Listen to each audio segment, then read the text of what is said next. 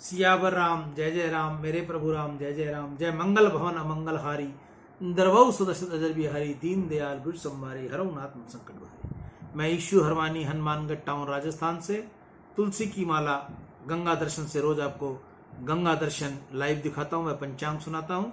आज का संक्षिप्त में पंचांग आषाढ़ मासे शुक्ल पक्षे षष्ठी शुक्रवार विक्रम संवत 2081 तदनुसार 12 जुलाई 2024। आज षष्ठी दोपहर को लगभग 12:30 बजे तक की है, तत्पश्चात सप्तमी। आज का विशेष दिन रवि योग। सूर्य राशि मिथुन, चंद्र राशि कन्या, दिशा शुल पश्चिम, अग्निवास आकाश, नक्षत्र उत्तरा फाल्गुनी। ब्रह्म मुहूर्त सुबह 4:21 से लेकर 5:01 तक का रहेगा। सियावर राम जय जय राम, मेरे प्रभु राम जय जय राम। कल हमने आपको तर्तवाथ रामायण में मुक्ति के 7 सोपान का विश्राम रखा था। आज हम आपको उससे आगे वासना ही मनुष्य को संसार में जकड़ कर रखने वाली जंजीर, वासना को पकड़ में से जो छूट जाता है वह मुक्त हो जाता है। वासना पर विषय प्राप्त करनी हो तो जीवन खूब सात्विक बनाओ, जीवन में तत्चर्चा करो। जंगल में वास करोगे तो ही काम राक्षस वासना राक्षसी मरेगी।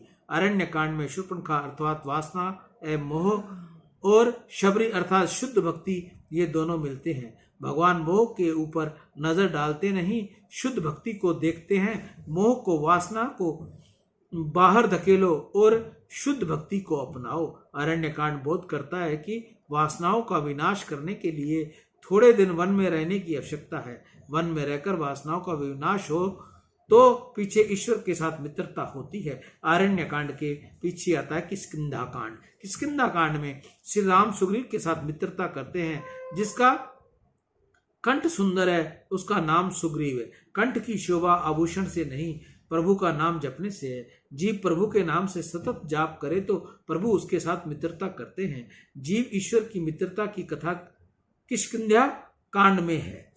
जीव सुग्रीव, राम जी परमात्मा। जगत के किसी जीव के साथ वैर न करो और अधिक मैत्री प्रेम भी न करो। कोई न मिले तो वियोग में उसकी याद न करो। जगत के साथ विवेक से प्रेम करो। परमात्मा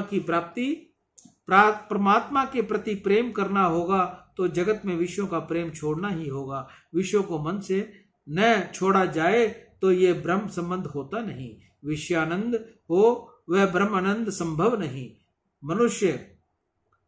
मनुष्य शरीर में विषयानंद हो तब तक ब्रह्म आनंद आता नहीं। जीव ईश्वर के साथ मैत्री तब करता है जबकि वह काम की दोस्ती छोड़ता है। काम की मैत्री छोड़ो तो राम के साथ मैत्री होगी। मानव काम की दोस्ती छोड़ता नहीं। जिसका काम मित्र है वह ऐसा समझता है कि काम सुख देता है। काम तो क्षणिक सुख है, सच्चा सुख तो राम।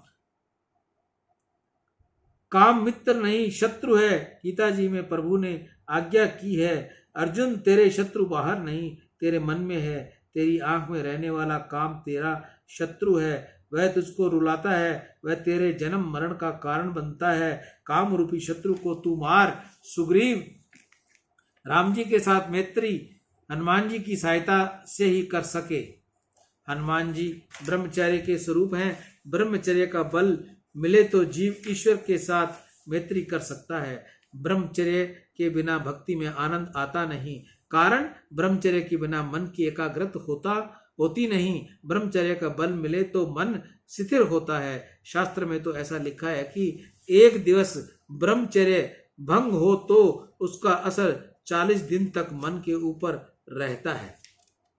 काम और राम एक स्थान पर रह सकते नहीं। अंधकार प्रकाश एक जगह रह सकते नहीं। जहां राम तहाँ काम नहीं, जहां काम नहीं राम। तुलसी कबहू की राह सकही रवि रंजनी एक ठाम। भागवत में कथा आती है कि कंस और श्री कृष्ण एक जगह पर रह सकते नहीं। कंस और कृष्ण जीवन में एक ही बार मिले, तभी कृष्ण ने कंस को मार डाला। एक ही मथुरा में अर्थात मानव शरीर में श्री कृष्ण ने कंस रूपी काम के साथ रह सके नहीं। कंस काम है, रावण काम है। काम और ईश्वर एक साथ रह सकते नहीं। काम की मित्रता छोड़ो तो प्रभु के साथ प्रेम होगा। मन में काम को रखो अथवा ईश्वर को रखो, जब तक मन में काम है तब तक राम आते नहीं। मन में काम आंखों के रास्ते आता है, इसलिए आंखों को रावण को काम को आने मत दो। रावण के 10 मस्तक थे, इसका अर्थ यह है कि रावण काम 10 इंद्रियों में रहता था, सबको रुला वे उसका नाम रावण। काम जीव मात्र को रुलाता है। राम जैसे निर्विकारी बनोगे तो रावण काम मारेगा, और काम मरेगा तो राम मिलेंगे। राम जी ने जिसे अपनाया है वह कामाद हुआ है, कामाद नहीं हुआ। भगवान जिसे अपनाते हैं वह काम के अधीन होता नहीं, उसका मन हमेशा पवित्र रहता है। तुम कामी के साथ मित्रता करोगे तो तुम भी कामी हो जाओगे। तुम निष्काम परमात्मा के साथ मित्रता करोगे तो निष्काम हो जाओगे। ईश्वर के साथ सारा जगत काम में है। जगत के साथ वैर न करो, परंतु यह जगत प्रेम करने लायक नहीं। यह जीव ईश्वर के साथ मित्रता करता है तो जीवन सुंदर हो जाता है। किष्किंधा कांड के पीछे आता है सुंदर कांड। जीव उसी का सुंदर है जो निष्काम है, जो परोपकार के लिए जीवित है, जो परमात्मा के लिए जीवित है। रात को सोने से पहले थोड़ा विचार करो, आज मेरे प्रभु प्रसन्न हो, ऐसा कोई सत्कर्म मैंने किया है कि नहीं। आज मेरे भगवान नाराज हुए अथवा राजी हुए। आज मैंने किस गरीब की सेवा की है कि नहीं। आज मैंने दूसरों को कुछ दिया है कि नहीं। अंदर से न का उत्तर मिले तो मान लो कि आज मैं जीवित नहीं रहा, मृतक रहा। जीना है उसका भला जो इंसान के लिए जिए, मरना है उसका भला जो अपने लिए जिए। जो शरीर और इंद्रियों को सुख भोगने वाले के लिए ही जीता है, उसका जीवन जीवन नहीं, यह तो मरण है। उसके अपने लिए जिए वह जीवन नहीं, ऐसा जीवन तो मरना अच्छा है। अपने लिए जिए, कुटुंब के लिए जिए, यह तो पशु धर्म है। कुटुंब का पोषण करना तो कौवा को भी आता है।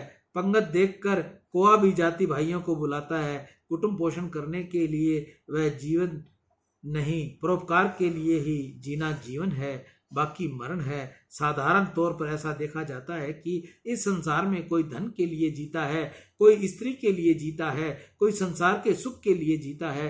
परोपकार के लिए, परमात्मा के लिए बहुत थोड़े से ही लोग जीते हैं। परमात्मा के लिए, परोपकार के लिए उसका ही जीवन सुंदर है। परमात्मा के साथ मित्रता करो तो ही जीवन सुंदर बनता है। भगवत में जिस प्रकार 10 स्कंद है, उसी प्रकार रामायण में सुंदर कांड है। सुंदर कांड अति सुंदर है। सुंदरे किम न सुंदरम। सुंदर कांड में श्री हनुमान जी महाराज की बहुत कथा है। सुंदर कांड में हनुमान जी समुद्र लांघकर लंका में गए और उन्होंने श्री माता जी के दर्शन किए। श्री माता जी पराभक्ति है, जहाँ पराभक्ति हो वहाँ शोक रह सकता नहीं। इसलिए सीता जी जहाँ रहती है उसको अशोक वन का नाम दिया गया। ब्रह्म दृष्टि सिद्ध हो तभी शोक रहता नहीं। परमात्मा द्वारा जीव को अपनाए जाने के बाद जीव को शोक अथवा मोह कुछ भी रहता नहीं। श्री सीता जी पराभक्ति का दर्शन किसको होता है? जिसका जीवन सुंदर बने उसे पराभक्ति का दर्शन होता है। समुद्र लांघकर जो जाए, संसार समुद्र को लांगे, उसे सीता जी पराभक्ति के दर्शन होते हैं। समुद्र उल्लंघन कर सकते हैं केवल हनुमान जी। हनुमान जी के सिवाय कोई भी समुद्र को लांघ सका नहीं। हनुमान जी की यह दिव्य शक्ति ब्रह्मचर्य और राम नाम के कारण प्राप्त है। समुद्र उल्लंघन करते समय हनुमान जी को सुरसा त्रास देती है। पूरे रस आस्वाद की वासना वाली जीव ही सुरसा है।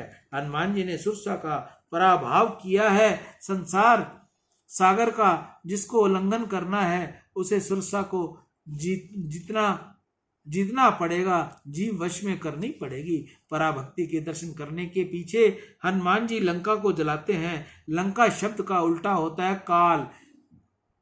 सबको मारने वाला काल को भी हनुमान जी जलाते हैं, मारते हैं। हनुमान जी को काल मार सकता नहीं। पराभक्ति के दर्शन का ये फल है। हनुमान जी का जीवन भक्ति में है, इसलिए ये सुंदर है। सुंदर कांड के पीछे आता है युद्ध कांड। जिसका जीवन सुंदर है वह ही राक्षसों को मार सकता है। काम राक्षस है, क्रोध राक्षस है, लोभ राक्षस है, मोह राक्षस है। युद्ध कांड में राक्षस मरते हैं। कितने ही लोग ऐसा समझते हैं कि काम, क्रोध इत्यादि विकार राक्षसों का विनाश के लिए पश्चाताप भक्ति होती है। अंदर विकार हैं तब तक बराबर भक्ति होती नहीं। विकारों का नाश होने के पश्चात ही मैं भक्ति करूंगा। ये कल्पना निशांत विकृत है, ये अज्ञान है। भक्ति करोगे तो विकार भी थोड़े थोड़े घटेंगे, विकार जड़ से जाते ही नहीं।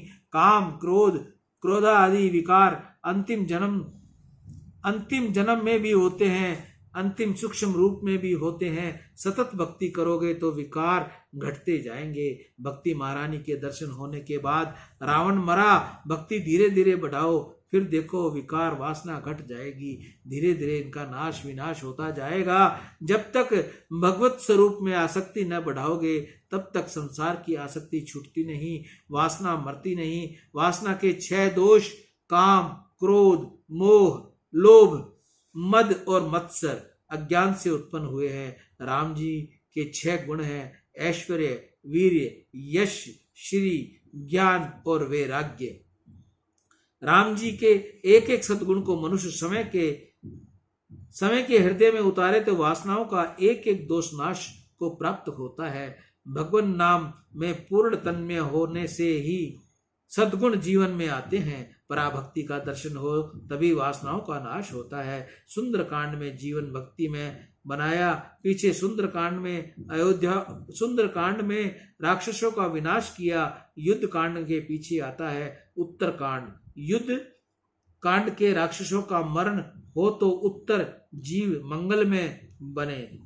पूर्व कांड में रावण को मारे, उसका उत्तर कांड सुंदर बनता है। जीवन में यौवन काल में जो काम को मारता है उसकी उत्तरावस्था सुख में, शांति में बनती है। जीवन के पूर्वार्ध में धीरे धीरे संयम को बढ़ाकर जो राक्षसों का संहार करता है उसको उत्तरावस्था में ज्ञान और भक्ति प्राप्त होती है। जब सूक्ष्म वासना का भी नाश हो जाए तभी भगवान के परम धाम में प्रवेश मिलता है, भक्ति मिलती है। श्री रामचरितमानस के उत्तरकांड में काकभूषणी जी और गरुड़ के संवाद की कथा आती है। उत्तरकांड में ज्ञान भक्ति का मधुर समन्वय किया है। काकभूषणी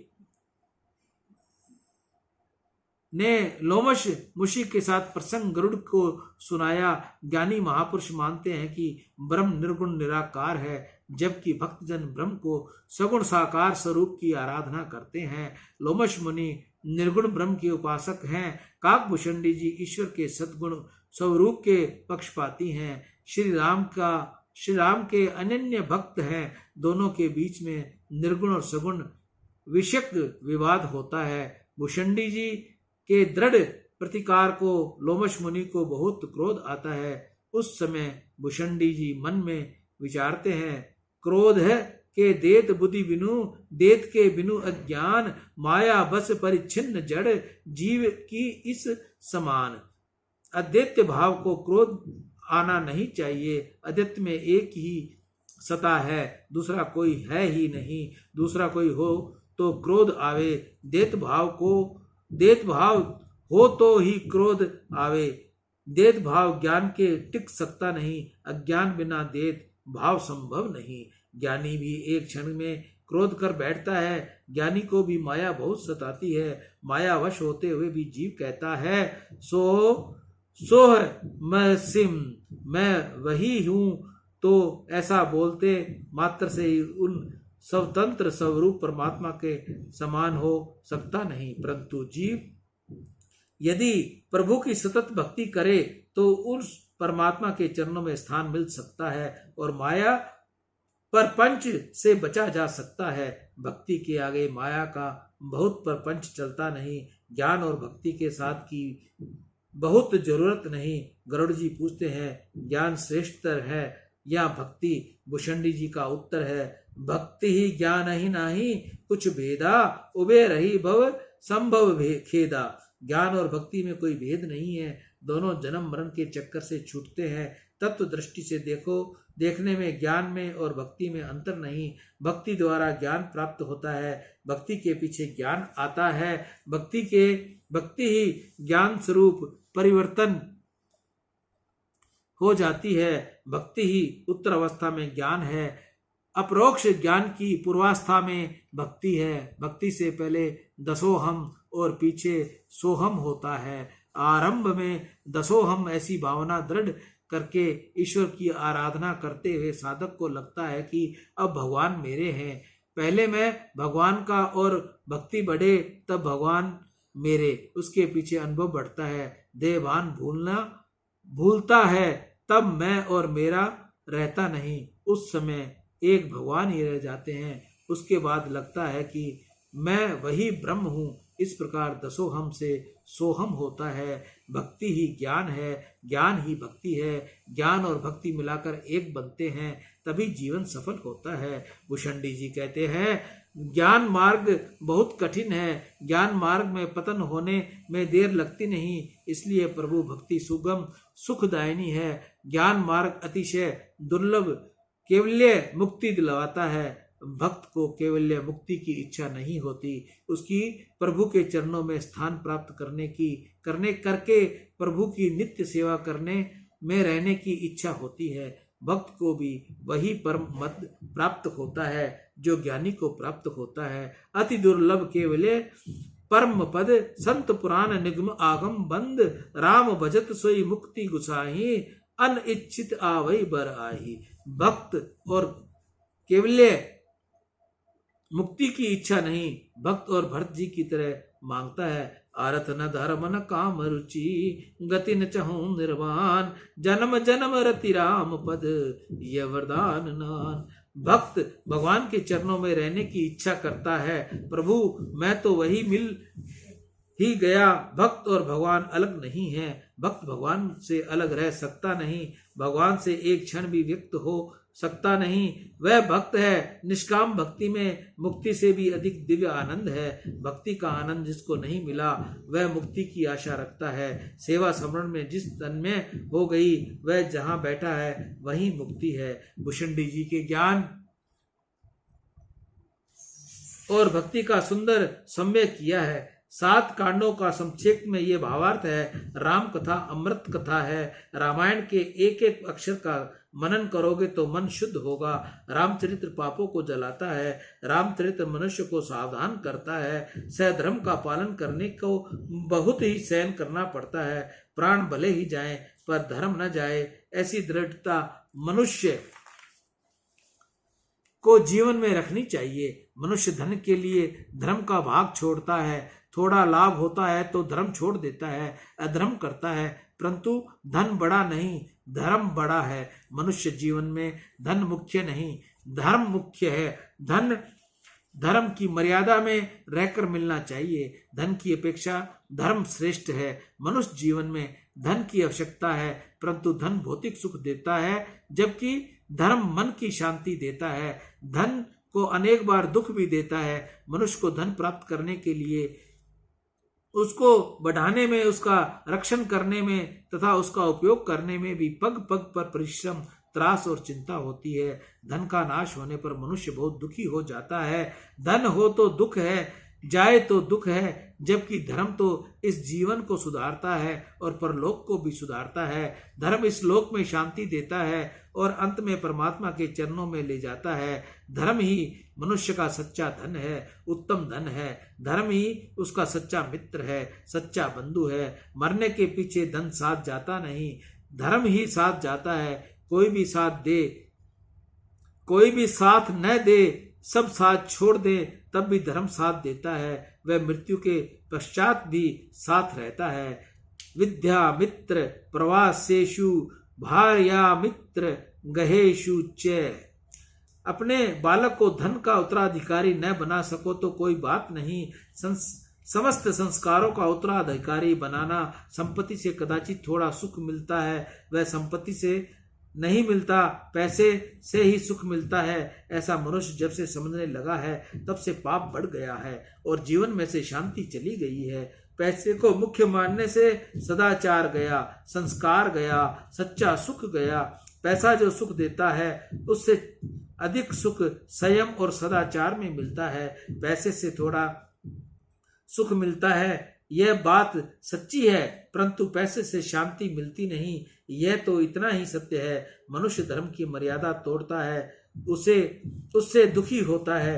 परमात्मा हमको अधिक सुख देता है तो हम धर्म की मर्यादा का अधिक से अधिक पालन करना चाहिए। अपने धर्म के 4 पुरुषार्थ माने गए हैं: धर्म, अर्थ, काम और मोक्ष। पहला धर्म है और अंतिम में मोक्ष है, बीच में अर्थ और काम रहता है। इसलिए कि अर्थ और काम ये दोनों धर्म की मर्यादा में रहकर प्राप्त करके और भोगने चाहिए। धर्मानुकूल अर्थ को प्राप्त करो और धर्मानुकूल काम का सेवन करो। मनुष्य जीवन में अर्थ और काम गौण है, धर्म और मोक्ष प्रधान है। कदाचित पैसे का नाश होता हो तो हो जाए, परंतु धर्म को मत छोड़ो। धर्मो ही परमो लोको, धर्मे ही सत्य प्रतिष्ठम। भगवान सृष्टि का संचालन करने के लिए परमात्मा ने जो नियम बनाया उसका नाम है धर्म। तुमको ठीक लगे अथवा न लगे, धर्म का पालन करोगे तो ही कल्याण होगा। तुम्हें कोई कार्य करना हो तो पहले धर्म से पूछना कि यह काम करने से मुझे पाप तो नहीं लगेगा। धन के लिए धर्म का त्याग करें तो ईश्वर को स्वाता नहीं, परंतु धर्म के लिए धन का त्याग करें वह प्रभु को अच्छा लगता है। अपने ऋषियों ने धन का साधन माना है, धन साध्य नहीं साधन है। महापुरुष धर्म के लिए धन का उपयोग करते हैं, इसमें क्या आश्चर्य है। अरे धर्म रक्षण के लिए तो ये प्राणों का भी त्याग कर देते हैं। रामायण में ऐसे अनेक चरित्र है कि जो धर्म के लिए प्राणों का बलिदान कर देते हैं। धर्म के लिए प्राण देने वाला मरता नहीं, अमर हो जाता है। रामायण में जटायु की कथा आती है कि जटायु ने धर्म के लिए प्राणों का बलिदान कर दिया। आज हजारों वर्ष के बाद भी आप जब रामायण पढ़ते हैं, सुनते हैं तो उस समय आपका मन पवित्र होता है। रामचरित अति दिव्य है। स्त्री पुरुष श्री सीता राम जी के एक एक गुणों का मनन करे, एक एक सद्गुण जीवन में उतारे तो जीवन दिव्य बन जाता है। धर्मो वे भगवान सता मधि पति धर्म भजेते सर्वदाम। धर्मे वेण निर्वाण ये धनी वहो धर्माय तस्मे नमे। सियावर राम जय जय राम, मेरे प्रभु राम जय जय राम। जय मंगल भवन अमंगल हारी, इंद्रवहु सुदर्शन अजर बिहारी। दीन दयाल संभारी, हरहु नाथ मम संकट भारी। आज मुक्ति के 7 सोपान का यहाँ पूर्ण विश्राम हुआ। कल का 21वां अध्याय परमात्मा आनंद स्वरूप। सियावर राम जय जय राम। मैं ईशु हरवानी हनुमानगढ़ टाउन राजस्थान से रोज आपको तत्वार्थ रामायण के प्रवचन सुनाता हूँ। सुनाते समय बहुत सी त्रुटियां बोलने में हो जाती हैं, पढ़ने में हो जाती हैं। मैं आप सभी भाई बहनों माताओं से हाथ जोड़कर प्रार्थना करता हूं कि मुझे इन शब्दों के लिए क्षमा कर दें। राम जी भी मुझे क्षमा करें, ऐसी मेरी राम जी के आगे भी प्रार्थना है। जैसी बुद्धि है उतना ज्ञान है, जितना उतना मैं आपको बता देता हूँ। सियावर राम जय जय राम, मेरे प्रभु राम जय जय राम। मैं ईशु हरवानी हनुमानगढ़ टाउन राजस्थान से राम।